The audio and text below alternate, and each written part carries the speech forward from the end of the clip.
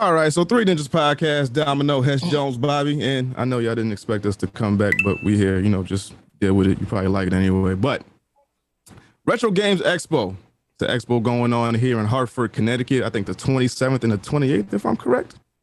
And we wanted to get a little more info on it, talk to a couple people about it. But right now we have the founder, I hope, the founder of Retro Games Expo, and also the founder of Retro Games Plus, which has 4 locations, I think, 3 in Connecticut and 1 in California, with a 5th one coming in California soon. Correct. So on the line right now we have Mr. Chris Crone. Chris, how you doing? I'm great, man. Thank you.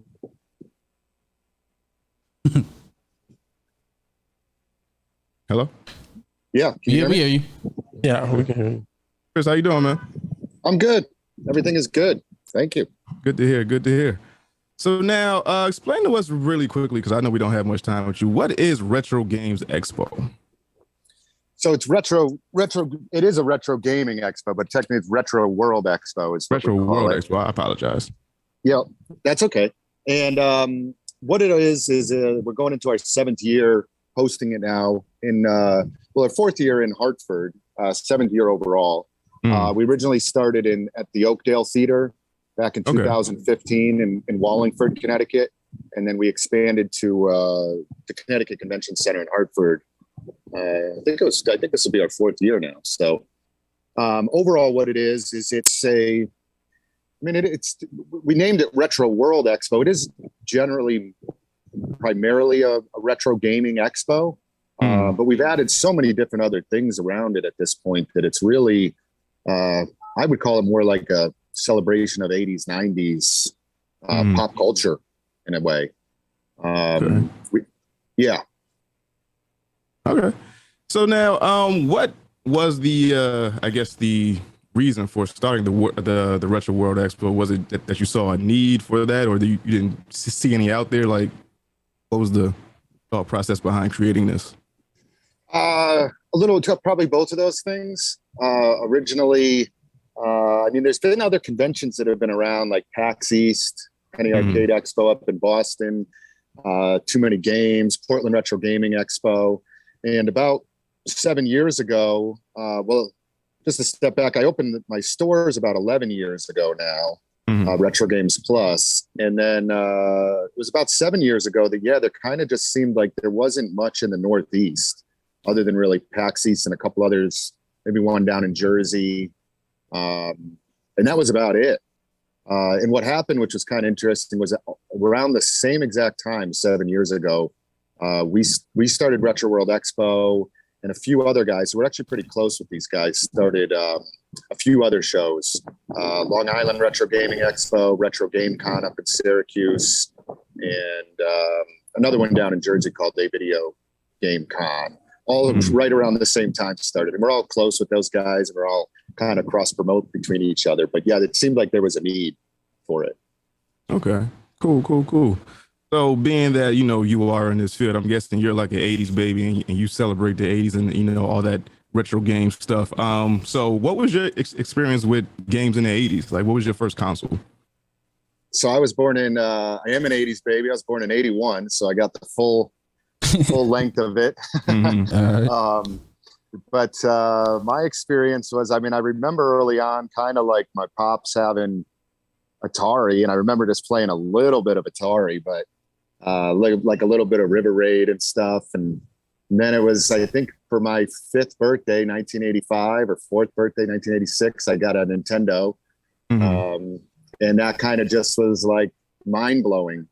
I was actually just telling my son that the other day, that like the jump between Atari and NES, I was comparing it to literally like the jump between like having NES and then playing like Xbox Series X. Like the jump was like so, it was like, that sounds absurd because it's like 20 years in between, but it was like so mind blowing going from Atari to NES. And so, that was my experience. I grew up an NES kid, and then had Sega Genesis and PlayStation 1s and N64s and Sega Saturn, Sega CDs. And I gamed my whole childhood. Yeah. I want to ask you a question, because I think everybody has one of these. What was the game that you played where you was like, oh, it ain't getting no better than this? I mean, I'm still in love with like Legend of Zelda. NES. Like they were asking my son was asking me the other day. He said, "What's your favorite games?" And I always slot in like Legend of Zelda for NES as number one. And but you know what? Like that one was mine. Like that one is up there. But when they came out with Link to the Past for Super Nintendo, I think that's when I was like, it's not. This is like the epitome of gaming. Like I couldn't imagine it getting better than that. Yeah, so probably that game. Probably Link to the Past, actually. Yeah. I'm mad we all had one of those. Like, Yeah, we all got those games. We're getting no better than this. Yeah. We see everything now. Like, what the fuck was we thinking? Like we was happy with GoldenEye. Oh yeah, GoldenEye. I think GoldenEye was mine. I was like, I can't get no better than this. Nah, go back, look at that way. It's all squares. Yeah. Now, was there a game that you wanted as a kid that you got when you got older? Because whether it be whatever happened that that you couldn't get now, but now that you're like the retro games guy. I mean, I went back and bought like a TurboGrafx. I have one now, like that I never had one of those when I was a kid. Actually, I have like a Turbo Duo. It's kind of crazy now because a lot of this stuff gets traded into the store, but right. So I kind of like get to experiment with a lot of it. So yeah, I took home a Turbo Duo, and like I think that those back in the day were like $700, which is why like nobody had them. Yeah, I think like and so I started playing around with that a little bit. Yeah, I like the TurboGrafx and the Turbo Duo. Yep. Okay. Now, what's like the rarest thing that's been returned to your store? Well, that was like traded into your store, because we talk about like the ET game all the time, where it was like there's no copies of it. They burned them, and you can't really find one. Like, what's the rarest thing that's coming to your store? So I kind of like, I'm not a huge collector myself, because like the stores, it would kind of like defeat the purpose if I was like collecting everything and then have to sell it at the same time.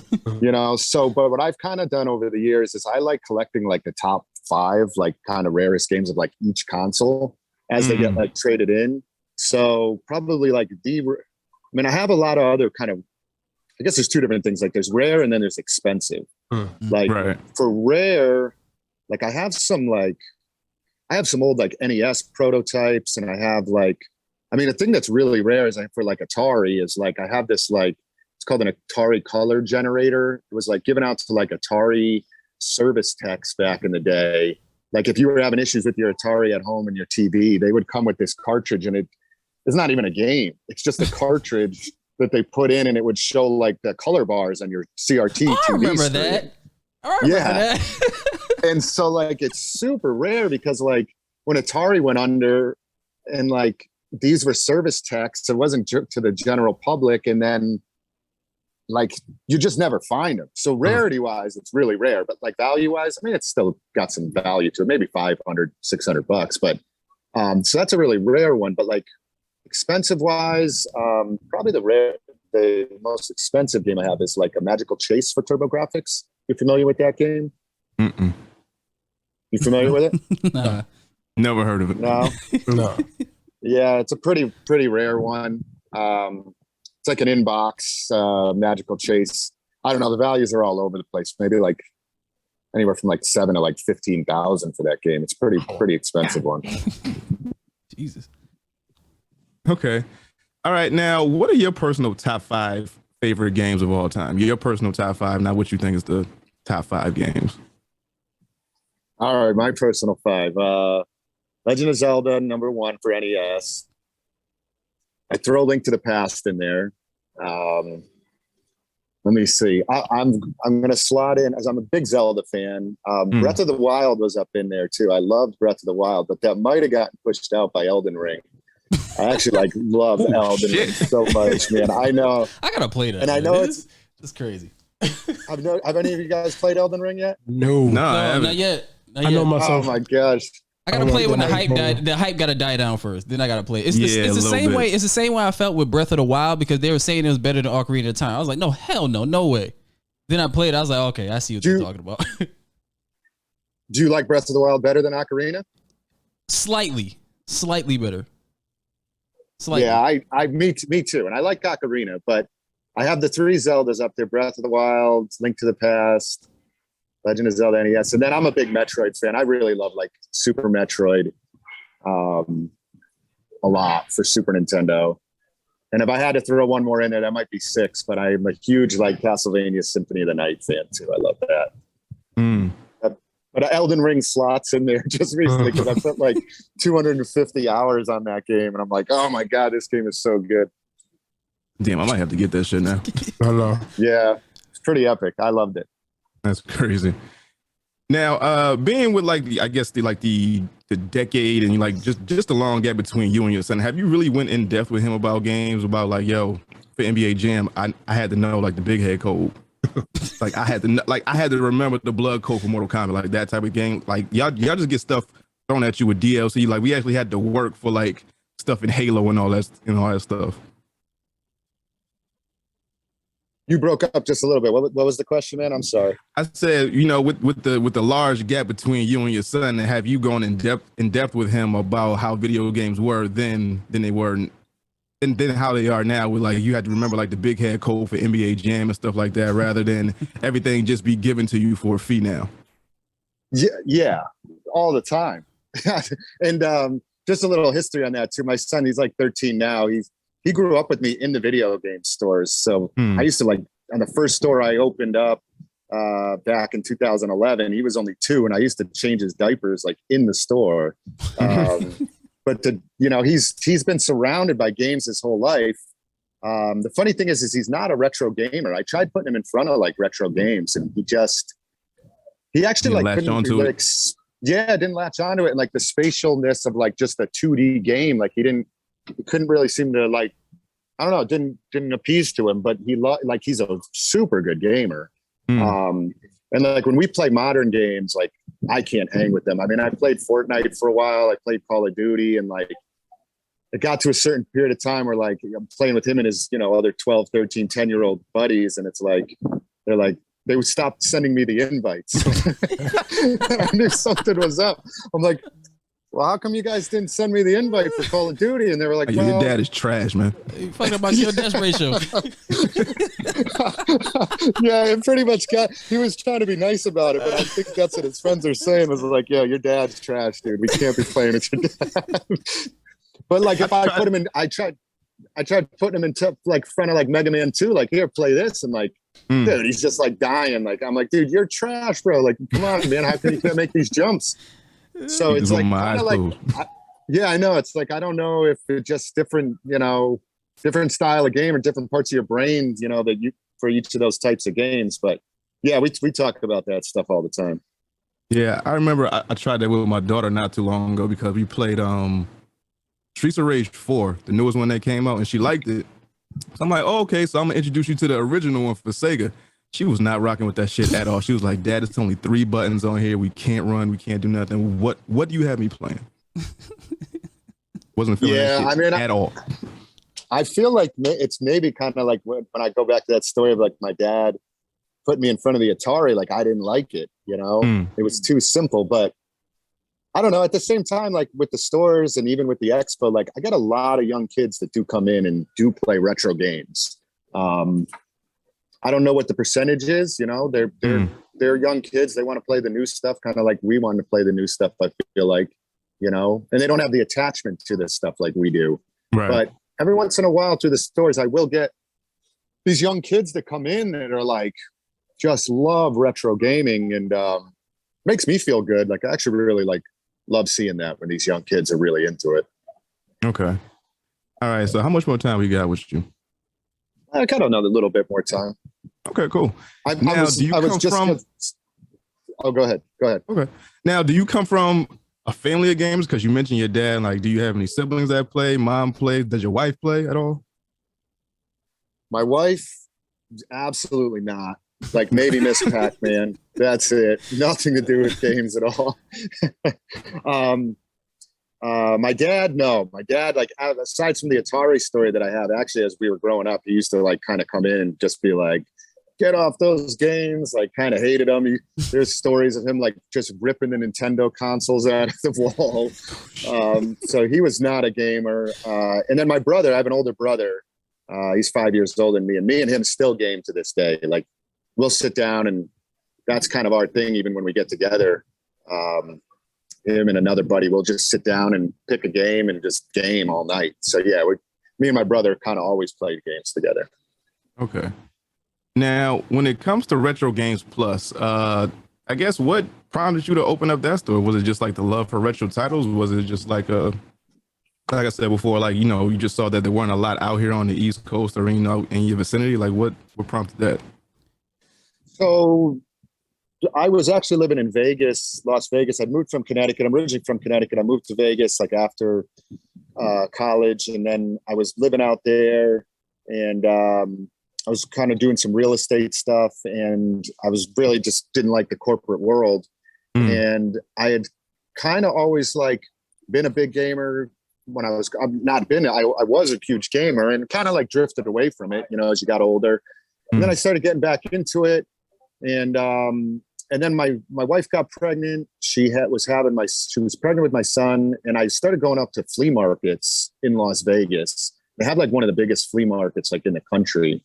And I came across like, it was just like kind of like a smorgasbord of video games back then. This was like 2008-ish. Like it was a weird time where there was like eBay was kind of like out there, but it was like not that many eBay sellers. Amazon was just taking off. And the retro gaming community and market was just like dead. Like nobody was really into it. And I remember going up to this flea market, and I was hunting around, and I came across a collection of NES games, and I was like, oh, I'll bring these home to play, not to like resell or anything. I brought them home and played a few of them, and then I went to sell them on eBay. And like one of the games that I found was a Bubble Bobble 2. And this was back in probably 2008. And I think even then, like, I think I sold the game for like $150, let's say. I mean, now that game, loose cart, maybe 400, 450. I'm not sure. Probably around 400. What'd you buy it for? Oh, back then, $2. Everything was $2. Yeah, everything was $2. And so I started going up to these flea markets all the time. And this was the early days of game hunting. There was no game hunting videos, no YouTubers doing it, none of that stuff. And I just started, I literally was coming home with trash bags full of games. I mean, I would find little Samson, Bubble Bobble 2s, all sorts of Xbox games, PS2, Super Nintendo. And I turned my whole garage at that time into like a shipping center. And I was selling on Amazon mostly at that time. And early Amazon. And then from there, I just kind of like put together a business plan, said, you know what, I think I could, there was a few other video game stores around. So maybe I'll move back to Connecticut, quit my job, came back and with a U-Haul full of inventory that I saved up, and then opened the first store in Westport, Connecticut in 2011. So yeah, I kind of took a chance, and it kind of all worked out. Since you were born in like 81, right? Did you ever hit that stigma that people? Because I hear about the stigma in the 80s that people had of games being for kids. Was that ever a thing? Yeah, still kind of a thing, I think. Well, no, maybe I don't know. Has that gone away? Maybe it's gone away now. Well, I say like, because I was born in 86, right? And I think we kind of got a pass because when we were coming up, games started to become like more hardcore. Like you got the Mortal Kombats. And then when Grand Theft Auto and Halo came out, it was kind of like accepted. Yeah. But before everything was like everything's like kiddish before then. I mean, a good example of that actually is what I've gotten into recently mostly is I've actually been like collecting a lot of video game t-shirts. I don't know if you guys know anything about video game shirts, if you followed anything with like vintage clothes or anything, but like video game t-shirts in general, like they're expensive and there's some really rare ones out there. And that's kind of been my thing lately. I love them because I get to wear them too. So I really like collecting video game shirts. And if you go back to like early 80s, like if you wanted to find like early vintage Mario shirts from like 1981, 82, 83, 84, there is no large sizes. Everything was kid sizes up until about probably, I want to say like late 80s, you'll start to find some shirts where they were like large XL, they started kind of catering more towards adults maybe. But early on it was like Nintendo was just, everything was kids, little kids. So they have like the little kids bed sheets and all that stuff. Like it was really little kids. So yeah, maybe like late 80s, I want to say that shifted. Definitely in the 90s, it changed for sure. Like Mortal Kombat, Genesis, all that stuff. Yeah. Okay. Now, How deep did you get into video games as a kid? Like, were you going to the tournaments? Were you like, just staying up all night playing the games? Like, how crazy was it for you? Oh yeah, I was a diehard gamer, man. I mean, I was up all the time. Yeah, playing all the time. As far as playing up all night, Final Fantasy VII's 100%ing it, and Jesus Christ, man. doing Gran. I mean, and I liked all sorts of games like Gran Turismo. Like they had a mode in there where you could like, I don't know if you ever saw this in Gran Turismo 2. You could do like 500 laps and like the Daytona 500. It took like 4 hours, 5 hours of nonstop racing. Done that. I was a big fan of like trying to like 100% a lot of stuff. And then like my earliest gaming experience, which is kind of cool and it ties into Retro World Expo, was I went to, I think it was 1989. So I would have been like 8 years old. I don't even know how we got to this thing. I went with my brother. I don't know who took us. I've asked my brother. We can't remember how we got there, but we went to the Nintendo World Championships qualifying event that took place in Hartford, Connecticut in 1989. And I share this memory with my brother and then like one other guy who used to be involved with the Expo. And other than that, I've never really met anybody else that went to that. But that was probably a pretty life-changing thing for me. I can still remember it pretty vividly. Like my brother, they were competing to go to the Nintendo World Championships, which took place in California. And I think you had to they did 27 of them across the country. They happened to choose Hartford back then, which was awesome. And you went in there, it was all Nintendo branded, everything. I mean, 8 years old, it was mind blowing. And then they had like a stage where people were competing. And then they had like, I think at the time, I don't know when Super Mario 3 came out. I just remember waiting in line to play Super Mario 3. You had to wait in line to demo a lot of games. And there was Nintendo merch everywhere. And like, I didn't really, obviously it had a big impact on me. And then later on in life, after opening up the stores and then bringing the Expo back to Hartford, I'm kind of like, well, maybe that had a bigger impact on my life than I thought it did, kind of thing. Because here I am kind of like, almost kind of trying to bring back what that was in 1989 back now to Hartford again. So yeah, that's kind of my experience gaming as a kid. Loved it. Yeah, still love it. Okay. Now, are there any plans to move the Expo to any other states? Like your Californias, like your big states, like your Texas, your Floridas, and things like that, or do you want to keep it central here in Connecticut so we have something? Because we don't get much here. Definitely keeping that one in Connecticut. Thank you. We love being at the Connecticut. Yeah, we love being at the Connecticut Convention Center. Love that building. And my stores, love having my stores in Connecticut. I look forward to coming back to it every year. It is a lot of work putting on this show. I've just, because I don't know if I'm sitting here in California. I don't know if you know that. I actually live in California. Did I tell you that?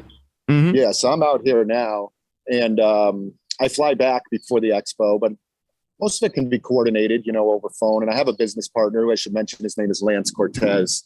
And he helps me with the show. He used to be instrumental with Retroware TV. It's really him and I. So I do have a partner back there. And we put the show on. And we've discussed, possibly like a West Coast thing. There's SoCal Retro Gaming Expo. Like I live in LA. So there's SoCal Retro Gaming Expo out here. And there's another one. That's really the big one right now, SoCal Retro Gaming Expo. So plans to expand it? Maybe. But definitely that Retro World in Connecticut will always be there. I have no plans to move that. Okay, appreciate you. Now, the Expo this year, is there anything that you guys were able to implement this year that you weren't able to implement in previous years? Yeah, we have a few new things. And just to go, have you guys been to the show before? No, nope, not yet. I just found out about it maybe like a year or two ago. Oh, good. Nice. All right. So a few things we added, and I'll say in the last couple of years. One thing we added last year, which was such a big hit, and we're bringing it back this year, was we did bring live wrestling to the show. I don't know if you guys are wrestling fans at all. All right. Are you? You like wrestling? You got me. I think you might have me. So we work with a group called Blitzkrieg Pro, who is a local amateur, but semi-pro actually, organization that works out of Connecticut, Massachusetts. Guy Jeremy Leary, These guys are awesome. They did like the most professional, like realistic wrestling last year. I mean, there was some bits for like, they're like putting the guy's neck over the ropes, and like he had a NES cartridge in his mouth, and they kick him through the ropes on the other side. I mean, like awesome shit. It was like, yeah, dude, like, yeah, blow this. Like, dude, it was so badass. Like the wrestling was just awesome. So we're bringing that back this year. Few new additions. We are doing, we did this actually like 3 years ago. I think this was pre-COVID. We do a Tetris World Championships qualifier. We're the Northeast qualifying event. Anybody good at Tetris? Hesh, my man. I'm not Hesh good at it, but I like to play it. Yeah. So it's open to the. So you might want to go, like, join this. It's open to the public on Saturday. Basically, like 10 to 2 is qualifying. You qualify. You have to get a certain. I don't know all the specifics on the scores, but you have to get a certain number, and then they take the top 12. The top 12 compete in the finals, which is 3 p.m. on Saturday. And then the winner of that gets $500, and you get a slot in the Portland Retro Gaming Expo, the World Championships, which take place in Portland. Which I've been to that and I've seen it, and it is insane watching these guys play Tetris.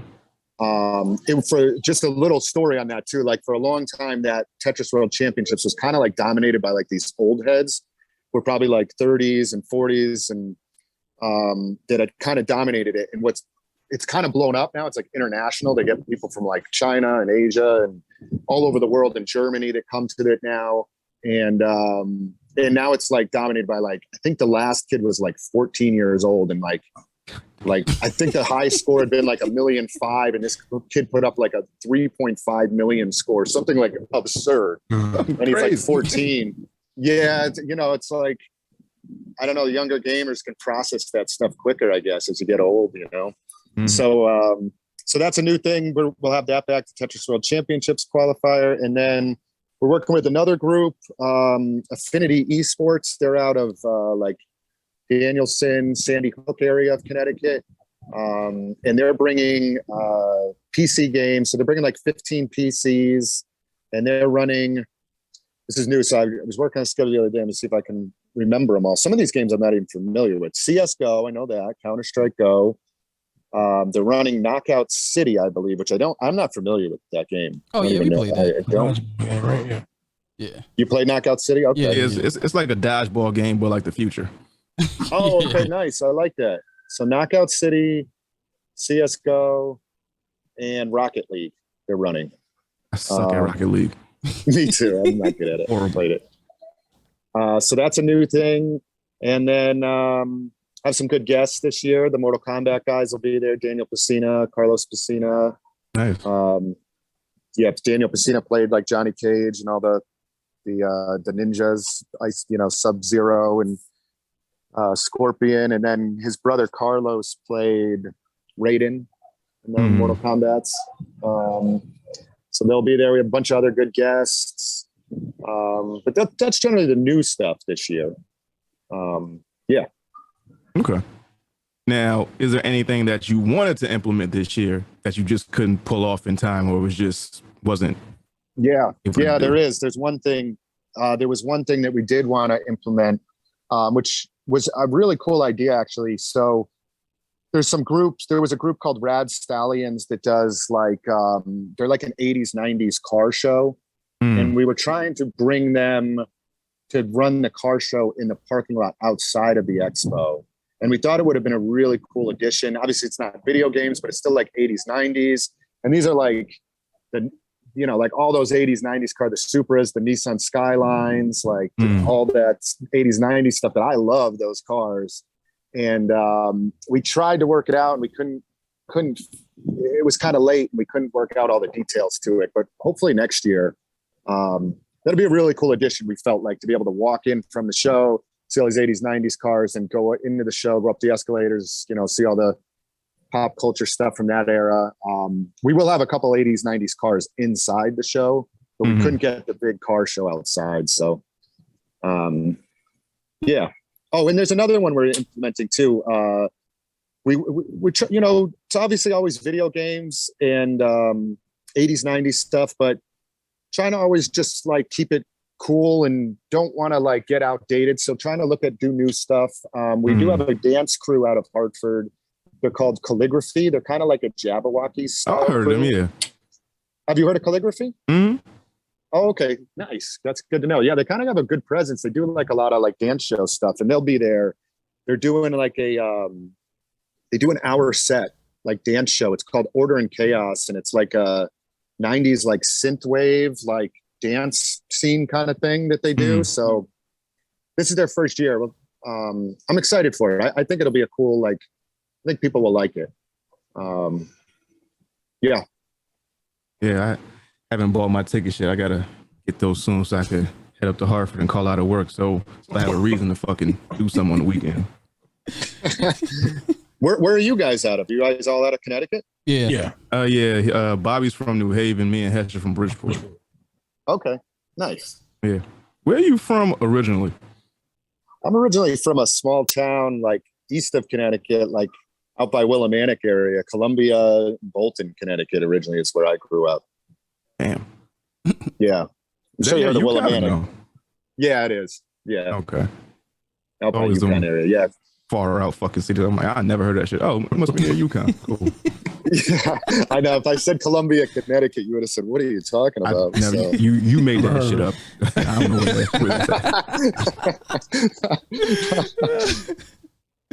All right. So now, Chris, is there anything else that we need to know about Retro World Expo before we let you go? Pricing, surprises, anything that I'll run over that's coming up.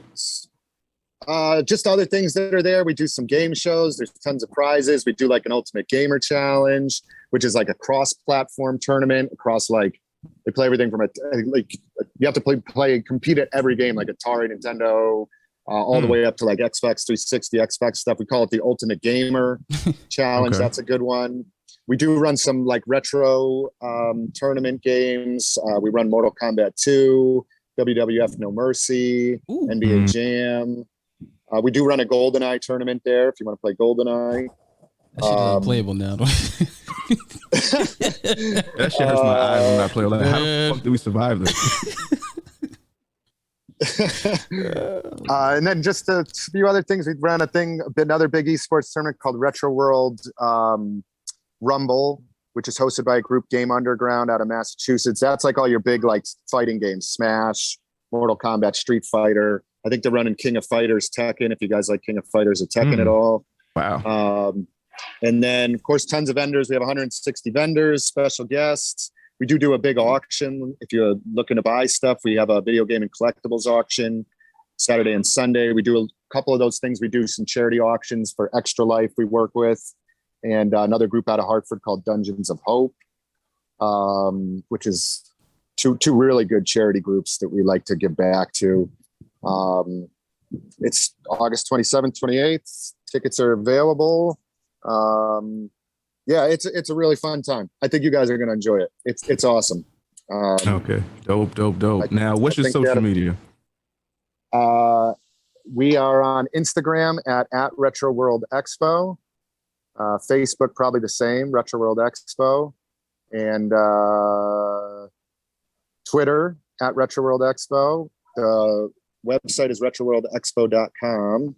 And then haven't done it yet, but I might even create a Retro World Expo TikTok account, but it's not up yet. But I might have to. You might see some wild shit there that you got to document and actually put up. Yeah, I just started doing TikTok with the stores like 3 weeks ago. I was like, all right, I'm finally going to do this. I held off for as long as I could, right. But I'm in it now. TikTok's going to get everybody eventually. You got to do it. Everybody. Yeah, I know. Exactly. Now, one more thing I wanted to ask you. Now, you've been doing the Retro World Expo since 2015, right? Yes. What type of people have you run into when it comes to just like, I guess convention goers? Because we run into like some really like you run into the cool people, then you run into like the really weird people, then you run into the people that don't go outside much, like the incels and stuff like that. Like, what type of crowd can we expect at this Retro World Expo? Sure. Well, first I want to I collect a lot of things now. Actually, I'm kind of like because through my stores we sell like VHS games, we sell vintage tees now, we sell video games, we sell comic books, And each of these different like there's a community for each one of those. There's, if you want to collect comic books, there is a whole comic book collectors community. You want to collect VHS, there's a VHS community. Vintage cheese, another community. The retro gaming community, honestly, in my opinion, is one of the best. I love it. Probably that and the vintage tea community are like just awesome people. In all 4 or 5 of those, there's always weirdos. The weirdos are cool too. I love weird people, and there's odd people. You guys, doing this podcast, you're a part of that, and like love all of you guys. Love that community. Like when I come back to the expo, in any expo that I go to, like seeing the faces and like talking about games and like the excitement among like people and like just people you haven't seen in a long time. It's awesome. And in a lot of the retro community like loves to trade amongst themselves. They'll get together and play games, and it's just a good community. So the vibe at the show is just like, it's a really good, like fun vibe. So yeah, I love the retro gaming community in general, but we do also have other vendors there too. We do have comics, we do have VHS. We've kind of tried to incorporate all of those. So it's not just retro gaming. There's a little mix of all of that stuff there. And anime is a whole other community too. Right. So. Okay. All right. So Retro World Expo going down 27th and 28th in Hartford, Connecticut. Hopefully we see you there, Chris. And we thank you for your time, man. Yeah. Thank you guys. I really appreciate it. I look forward to it. And you guys, you know what? Hey, I'll put you on this right now. Do you guys? I have one booth left at the show. Dang, I'm back. All right, there you go. Hello, Chris. How are you? All right. Good. Dang, it got cut off like right at the last minute too. Fucking best part. So you mentioned booth. Yeah, you mentioned a booth. Yeah, I was gonna say to you guys, I have one booth left at the expo. We have 164 of them. I have 163 sold. I was going to offer, we've had other podcasters come set up. You guys can you could just be there and promote yourselves, or you could actually run a podcast from the expo if you wanted. A lot of times podcasts in the past will do like little interviews and run their show from there. But if I would extend it. You don't have to give me an answer right now, but if you wanted it, I do have one booth left that I could save for you guys if you wanted it. Yes, I would like you to hold on to that, please. I will get back to it at my earliest convenience. And we will let you know, because a good fat brother over here is going on vacation and I don't want to inconvenience him in any way. But I mean, if the show must go on without him, he's here in spirit. We'll just put a big cutout cardboard of you somewhere. And then, we'll just have a mask or something laying down. I don't know, but we'll figure it out. But we'll get back to you in like a day or so. So just hold that for us. I will do that. Well, thank you guys. I appreciate it very much having me on. Yes. That was a good interview. Thank you. Yes, thank you. Look forward to talking to you soon, and hope everything goes well with the expo. Hopefully we see you there. Yeah, I'd like to meet you guys. And let me know about the booth. Definitely, man. All right. Thanks, thank you. All right, see ya. Take care.